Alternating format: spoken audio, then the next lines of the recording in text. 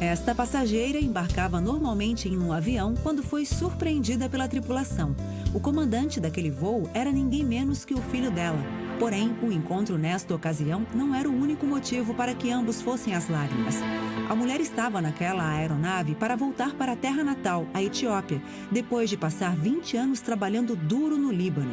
Durante este longo período, ela dedicou praticamente todas as economias para garantir que o filho pudesse estudar e realizar o sonho de se tornar um piloto profissional. A emoção vivida pelos dois foi grande e não faltaram beijos e abraços entre mãe e filho.